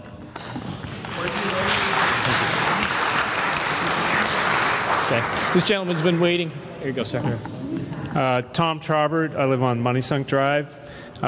We talked a lot about what this looks like with the panels in place, but I don't want you to lose sight of the fact that the main access up into all those neighborhoods is Hoskins. And as a professional engineer myself that has been involved in major construction projects for over 30 years, I can tell you that that's a major construction project, and I don't even want to think about the logistics of getting back and forth to work down that road with all that work going on for 12 months to 18 months, I believe, is what the construction duration was going to be. So, but just to summarize, you're looking at the logistics of the 12 to 18 months construction. Is there anything that these guys can help you with, or is it just knowing that it's going to? There you go. I know you've been waiting a while. Carol Afragola of North Drive. I'm led to understand that some of this is farmland, so it sounds like it's fields and it's flat, but others are forested. My question to the proposal is that are they going to be deforesting this other land to make it amenable to putting panels and so forth? So are we going to take out hundreds of acres or almost 100 acres or more of trees in order to put these panels? That's my first question.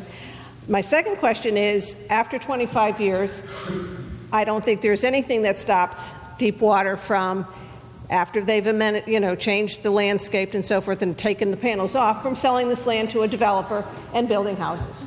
And the third question I have is this subsidized in any way by the state of Connecticut? Is there a subsidy like the busway or any of these other projects that have been coming forward? Is this subsidized in any way? Thank you. Okay, go ahead, Bob. I'm going to try on the subsidy, and maybe Deepwater can correct me if I'm wrong. This subsidy actually comes in the form of the power purchase agreement, where the utility, in this case Eversource, is required to buy the energy from the solar array. And they're required to buy it, I believe, at a set price per kilowatt. So it's not a subsidy in the sense that the state or the federal government is writing a check for this. It's a subsidy through the power company that by state law they're required to enter into this power purchase agreement. The 25-year term that we're hearing about, I believe, is the term of the power purchase agreement. Is that correct? And then after that, if there's no subsequent power purchase agreement, they'll have to say in the application what happens after the 25 years. Did you have a follow-up? If it's going to be by Eversource, are we all going to see something in our bills in order for them to? I think you already see it. I think if you look down that long list of charges on your electric bill. But I'm just wondering, is that going to increase? No, it's part of a larger program where I don't think it's limited to Connecticut, where electric utilities are required to buy certain number of megawatts from clean energy alternative sources of energy. Okay. Anyone else who has not had a question yet? Oh, hang on. Well, I don't know. We don't know until we see the plan, but I think we all can understand that trees and solar panels don't coexist together very well, so we don't know. They have an article on the website. Okay. Go ahead, sir.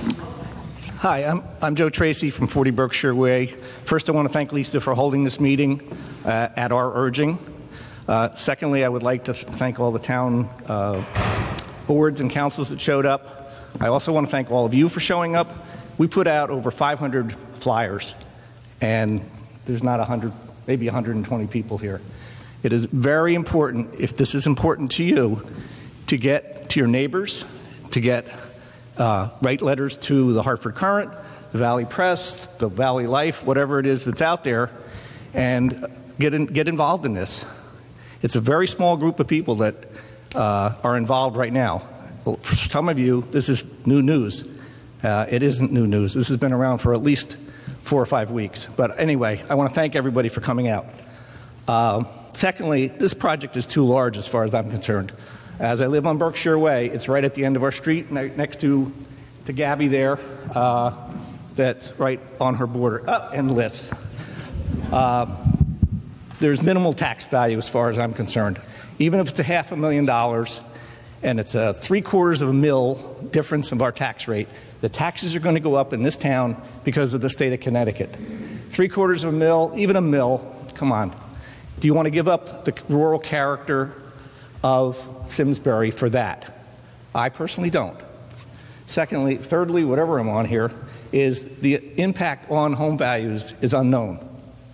But it is an encroachment on our property values. I don't know what it is. Is it 10%? Is it 20%?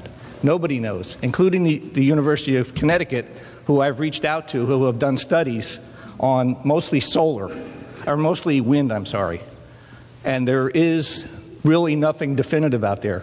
But we all know, as the gentleman over there on Litchfield, one of my neighbors, has stated, who's going to want to buy a house in Litchfield, Berkshire, Howard, Knollwood, Saxon Brook, Kilbourne, North, all of that, County, Hoskins, with this gigundo solar array in our neighborhood.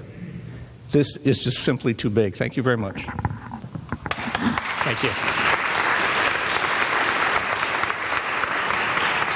All right, anybody over in here who hasn't asked a question yet? Oh, far corner. All right, I'm getting my exercise. I'm Carol Gatis from Tim Clark Circle. I noticed today that there was a surveyors from the U.S. Geological Corporation doing some type of either sun testing or soil testing at the corner of Tim Clark and Money Sunk on the free space. My question is, does anybody know what that was for? And also, is there a possibility that because of the proximity of that property, which is a free space, to the solar panel proposal, will they decide that if that is a good area, they can move their solar panels into that free space on Money Sunk? All right, I think Jeff actually gets a question tonight. Jeff Scher, town engineer. Go ahead, Jeff. Yeah. What was happening up there is USGS does groundwater testing periodically throughout New England, and that's one of the locations that Again, they come in and maybe every 2 to 5 years they actually sample that location, put it in their database. They're just monitoring, again, water quality and groundwater levels, frankly. Probably, with respect to the drought, that was probably one reason they're out this year, to kind of get a read on a lower elevation of groundwater. And then I think the second part of that question was whether or not there could be another location that this site could get moved to. Is that correct? Yes, but I also want to know is, are these solar panels going to affect our water quality since they might be going over our aquifers in our area? Jeff, another one right your way. It's been quiet all night. You notice that? I guess my answer to that question is an answer you've heard tonight already. We do not have an application in front of us. We do not know environmentally what's being proposed, what materials are going to be utilized. So frankly, we just don't know what we don't know yet. So once that information is provided to us after the application is filed, we will review that information and provide whatever input we feel is appropriate to the Siting Council. I'll add to that. I did call the Department of Public Health at the state and just asked what information they had on ground-mounted solar systems, and they referenced the clean energy results that the Massachusetts Department of Energy Resources produced in 2015. So I'll go ahead and post that on our Deepwater site. It has some interesting. I can't verify the contents of it or speak to it, just that this is what was provided to me from the Connecticut Department of Public Health. But it has some information. You could believe it or not believe it. I'm not vouching for the source, just that it was a piece of information. Tom, just a quick follow-up, and I'll put Bob DiCrescenzo on the spot this evening. With regards to the Siting Council process, the Siting Council makes multiple referrals to state regulatory agency. And Bob, if you wouldn't mind, could you name a few of those? This doesn't get reviewed in isolation by a panel of individuals. It refers to regulatory agencies within the state. Well, specifically on this issue, I believe they make a referral to the Department of Public Health, which is responsible for water quality standards, and certainly to the Department of Energy and Environmental Protection.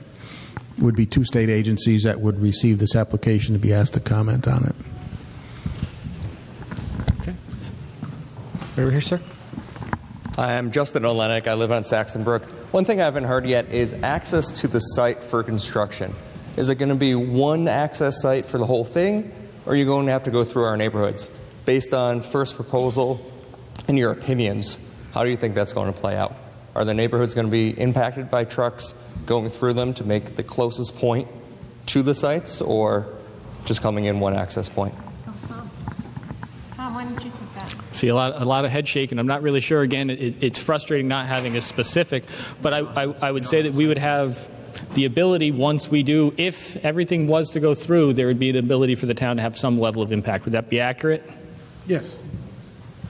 Yeah, that would be a required part of the application, the pre-construction, construction, and post-construction phasing and access to the site, similar to a subdivision application where the applicant is required to tell, in this case, the Siting Council, what's the access point for construction, and the town, but also any other intervener or party would have the ability to comment on that, and that's the sort of thing that the Siting Council is charged with giving weight to from local individuals and other authorities.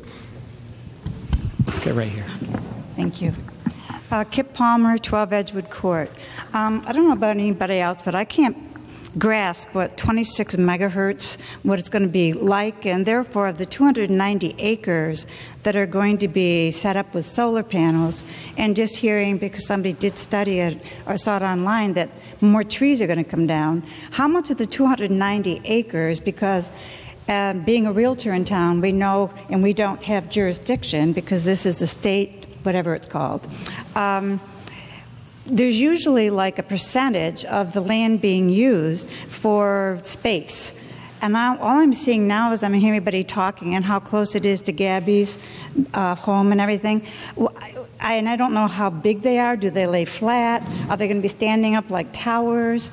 It's just, to me, I can't wrap my head around what this is going to look like when we have the June 22nd meeting.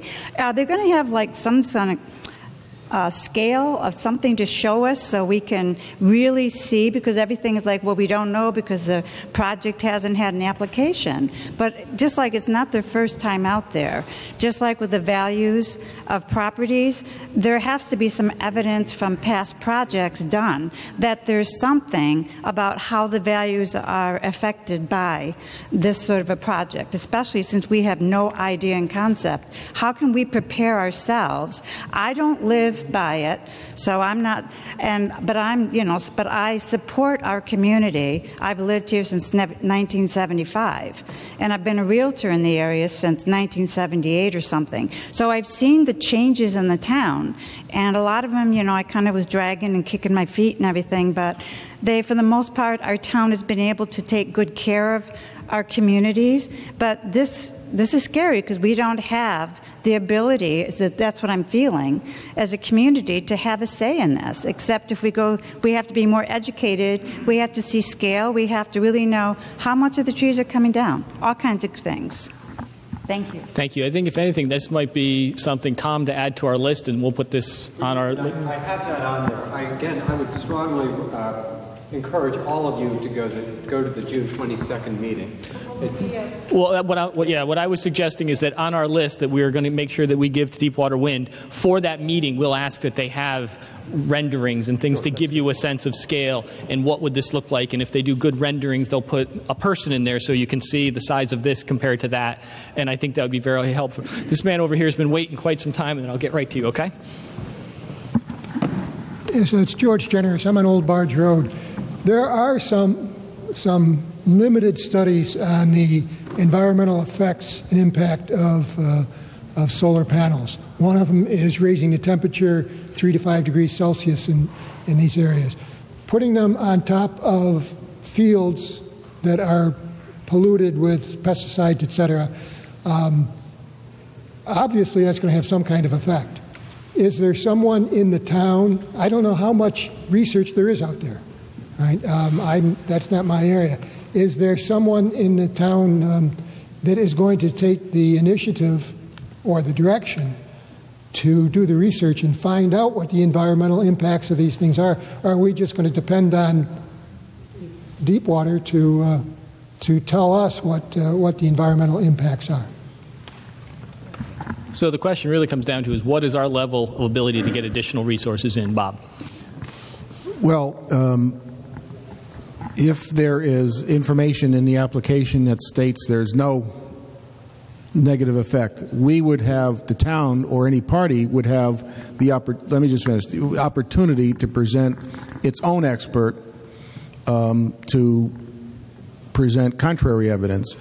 The type of evidence you're talking about, though, is a fairly specialized scientific expert would need to be retained.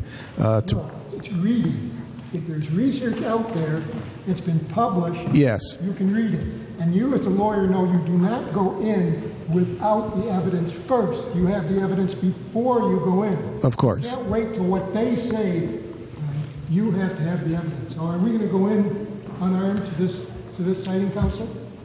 The way it normally works with subjects like this that are subjects of expert testimony, of course we would read it, and of course we would look at, not we meaning the attorney, that's not necessarily our role, but would you turn this over to Lisa, please? Sure.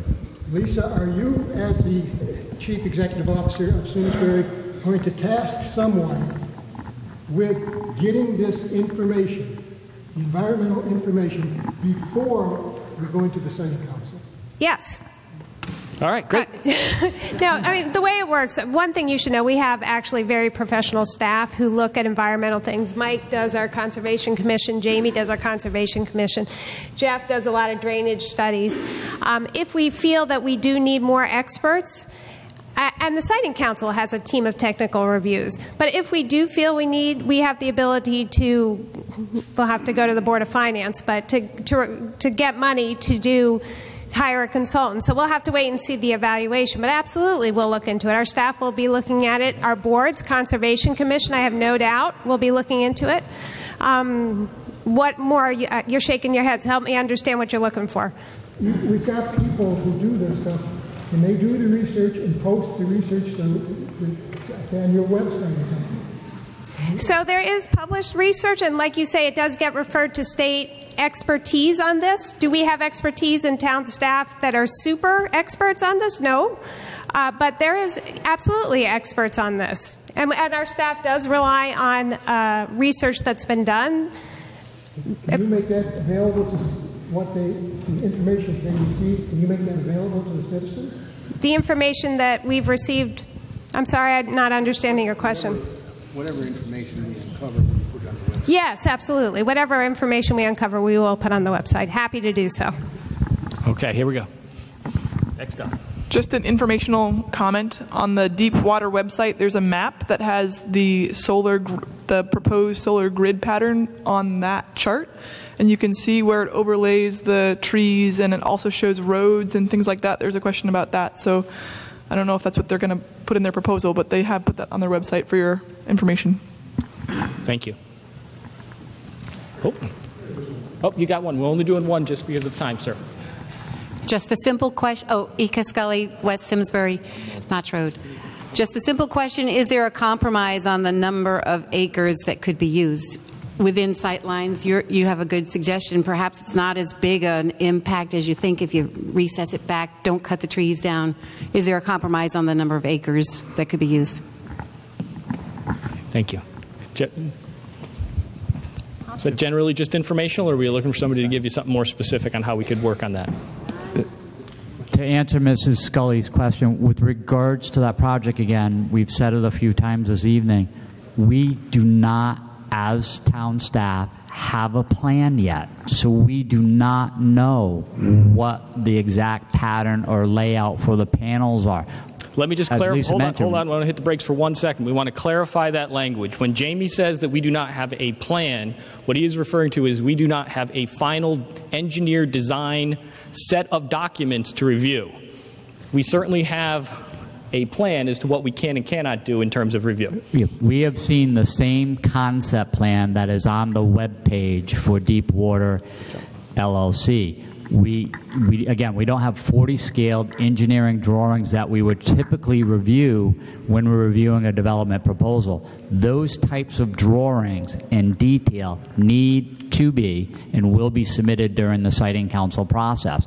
And as Lisa mentioned, the town gets access and copies of those. Bob, you want to chime in on this?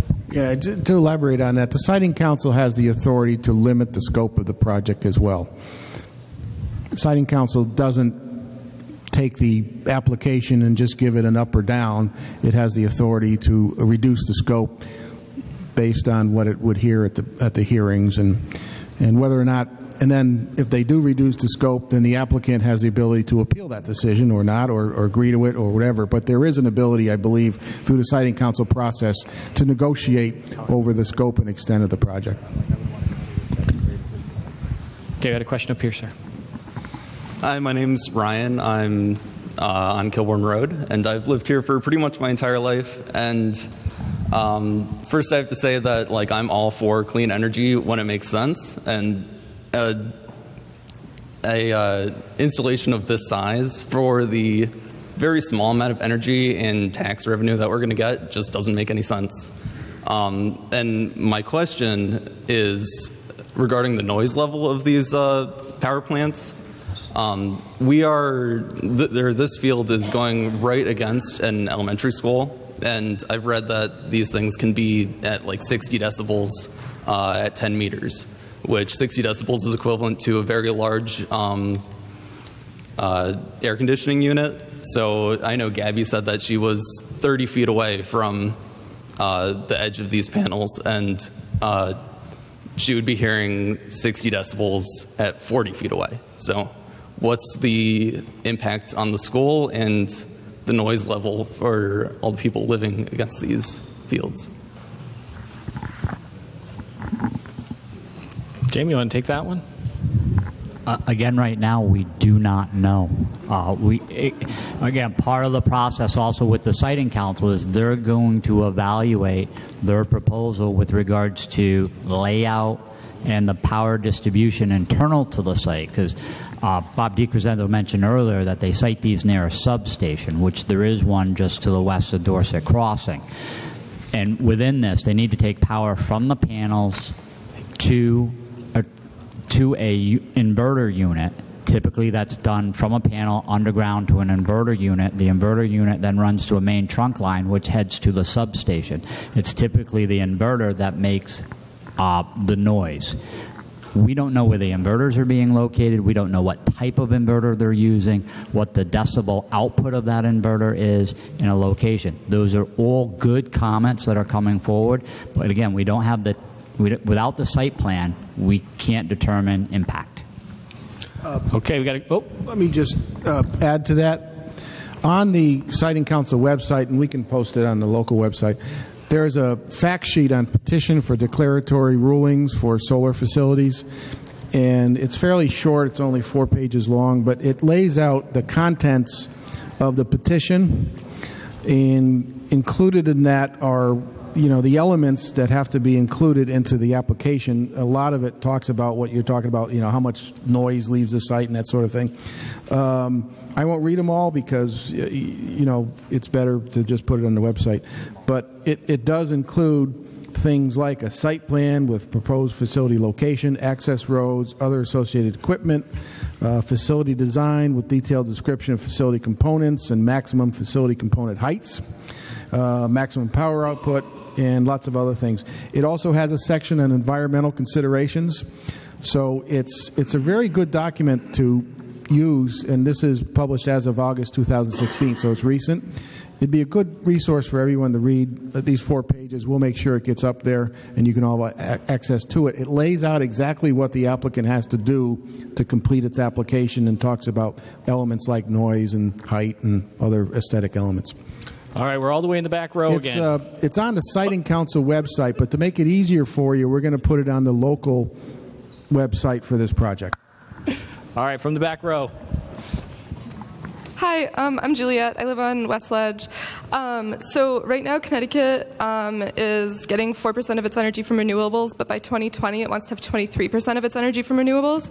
And as it stands, we're getting a lot of that energy from other states and Canada, so the rest of New England, New York, Canada.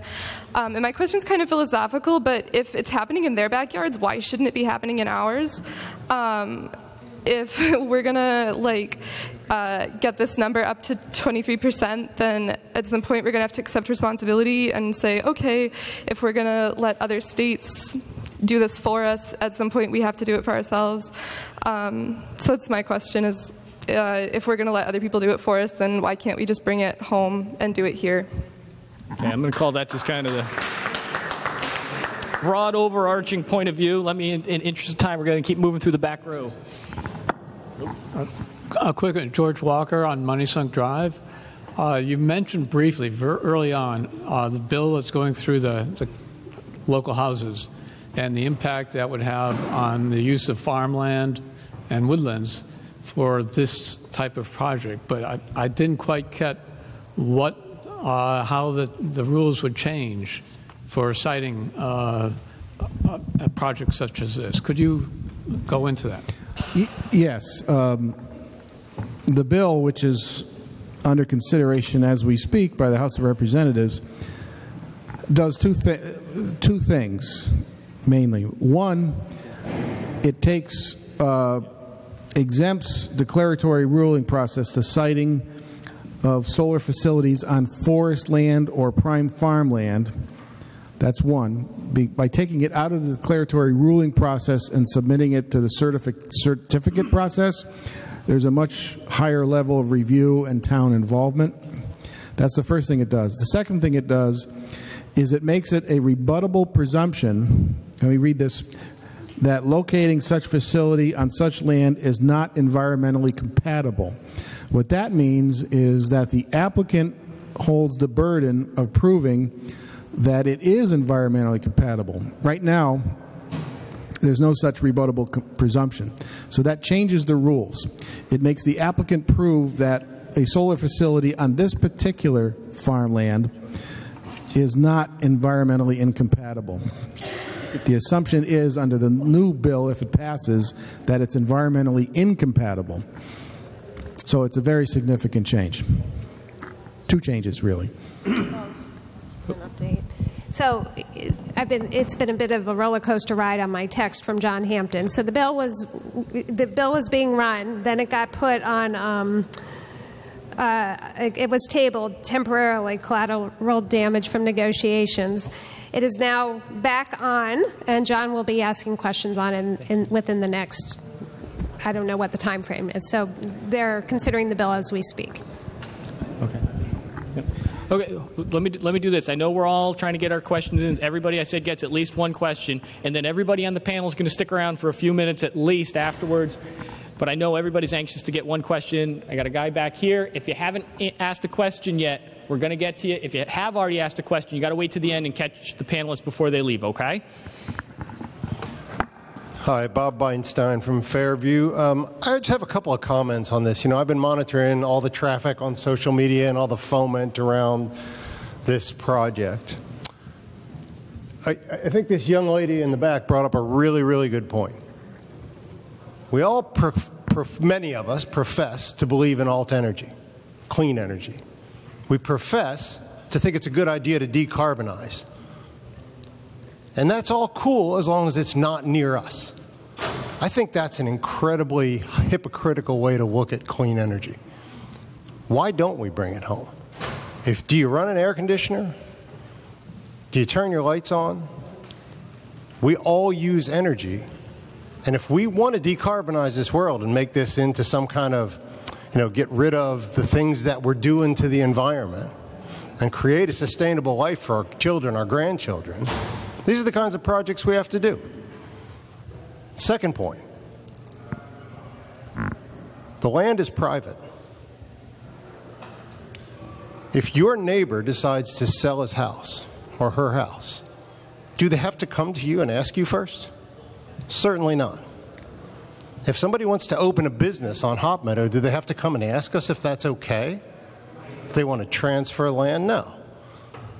Last time I checked, America was a capitalist society.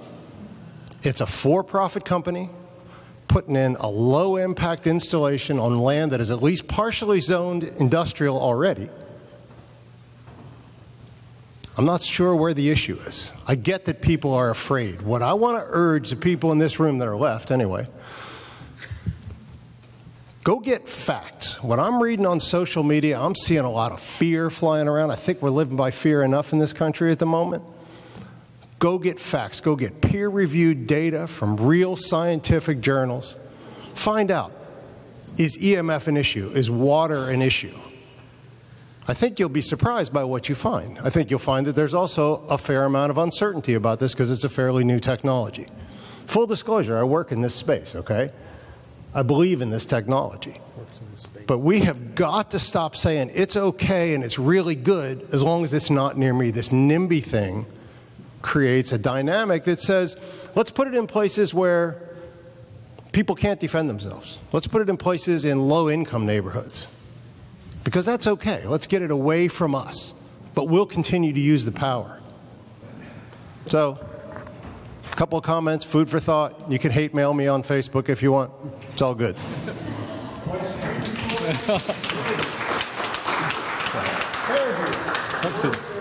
Sir? Okay, let's give everybody a chance. Let's give everybody a chance. Bring it near me. I'd be happy to have it. Hi. I'm the one the young lady mentioned as a guy from Germany, but I've been living in Simsbury since 1983, so it's quite some time.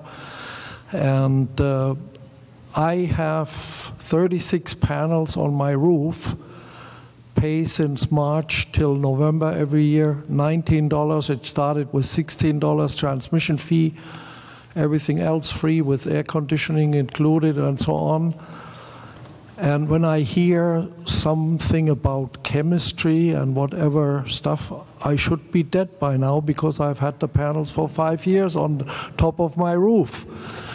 And whenever I go to Germany, it makes me feel warm around my heart when I see village after village with huge solar farms, individual houses, farms, buildings, everything packed with solar panels, factory buildings. And my question to Simsbury is, where are the solar panels in Simsbury besides the ice skating rink? Where are they on Eno Hall? Where are they on whatever offices in town? And I don't feel any impact on anything. The only accident I had was a big avalanche in winter that came down and ripped out the railing of my deck behind the house. And the solar panel company came and put the railing back on. They were nice enough because they didn't warn me. So I don't get the discussion about this issue. There is nothing easier than taking the energy of the sun and using it for ourselves. Germany also is loaded with windmills like crazy, but that's why Trump maybe hates it at the moment, because they also make BMWs. Okay.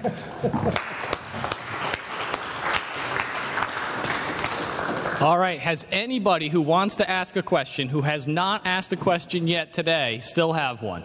Because if not, I just saw the cookies have been decimated, but there is still lemonade back there.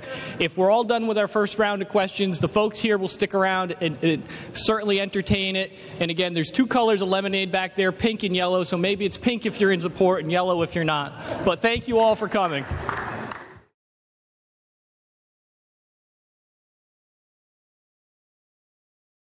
Funding for Simsbury Community Television is provided in part by contributions from viewers like you.